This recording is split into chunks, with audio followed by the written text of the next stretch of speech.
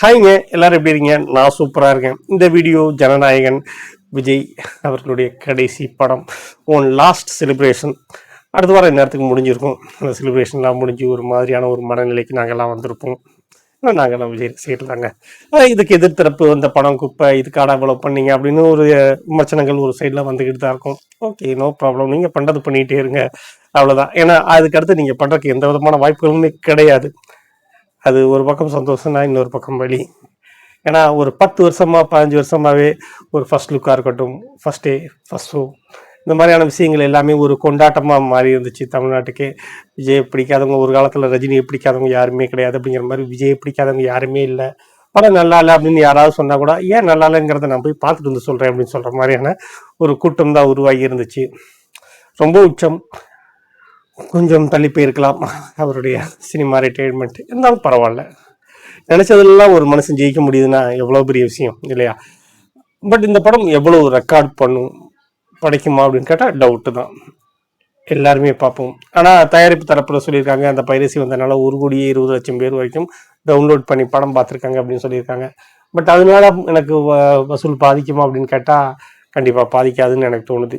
But ticket விலையை இப்போ விஜய் அவர்கள் முதல்வர் அப்படிங்கிறனால டிக்கெட் விலையை ரொம்ப கவனமாக தான் விற்க முயற்சி பண்ணுவாங்க. ஸோ ஃபர்ஸ்ட் நாள் ரெக்கார்டு ஏ சர்டிஃபிகேட் கொடுத்துருக்காங்க. குழந்தைங்க போச்சுன்னா எதிர்கட்சிக்காரங்க நல்ல விளக்கெண்ணெயை ஊற்றிட்டு பார்ப்பாங்க. அதனால ரெக்கார்டுகள் குறையலாம். பட் ரெக்கார்டு பிரேக்கர்னால் அது விஜய் அவர்கள் மட்டும்தான். இப்போ அரசியலையும் அதை தான் பண்ணிகிட்டு இருக்காங்க.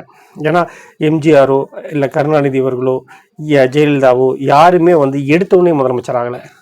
எல்லாருமே எம்எல்ஏவாக இருந்து அதுக்கப்புறம் அமைச்சராகி அதுக்கப்புறம் ஒரு காலம் எடுத்துக்கிட்டு அதுக்கப்புறமா தான் அந்த அரியணைக்கு போனாங்க.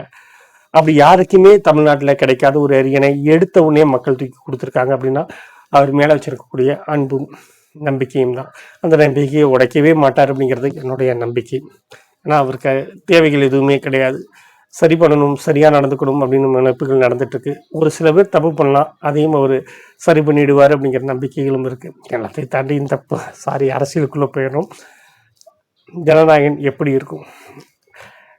எனக்கு பகவந்த் கேசரியாக இருந்தாலும் ஓகேங்க, நோ ப்ராப்ளம். ஒரு பொண்ணு யோசிச்சு இங்கே கேசரிக்குன்னாலும் சரி, பிரியாணிக்குன்னாலும் சரி, நாங்கள் பார்ப்போம்.